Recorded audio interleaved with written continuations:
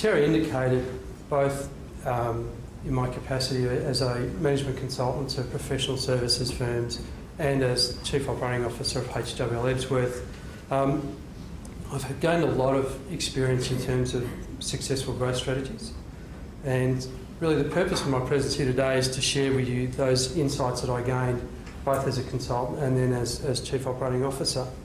But however, because the format of today is a roundtable discussion, I won't be giving you an exhaustive list of my insights into growth, as riveting as that might prove.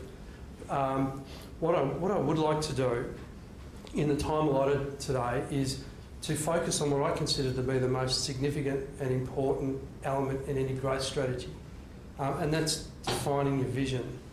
It's my contention that without a coherent and compelling vision, any growth strategy you develop runs the risk of being directionless, and as a consequence, delivering, and we've all experienced this, delivering really poor returns, even though the business case seemed to suggest that it would be otherwise, or even worse, having a negative impact on your profitability or reputation. You know, again, moving into an area that you don't do very well can really impact significantly on the firm's reputation in the marketplace. In terms of a vision, what I'm talking about, it's not a long-winded motherhood statement. I hate those things, you know, and they don't do anything for the firm. They're not very good strategically. What I'm talking about is a set of short, concise, punchy bullet points that really set out what the organisation is going to look like in 5 years' time. And in particular, I think it needs to cover off on three things. Oops.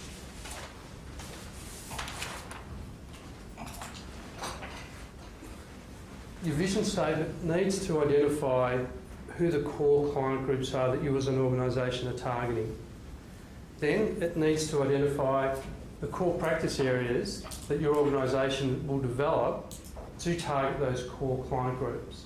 And then, last but not least, you have to set out what your competitive advantage is. So how, in terms of those core practice areas, how are you going to go to the market to target those clients, and what's your competitive advantage going to be? So it needs to look at those things.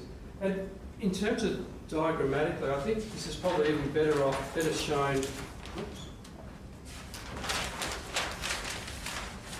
Better shown like this, because one of the things I'd really like to get across today is that it's critical that your core client groups, your core practice areas and your competitive advantage are all aligned and interlocking. It's when they're not that you really lose that focus. You know, when they're not aligned, that's usually when things start to go a bit amiss. So throughout today I'll be coming back to that whole concept of coherence and alignment between the three areas. Alrighty.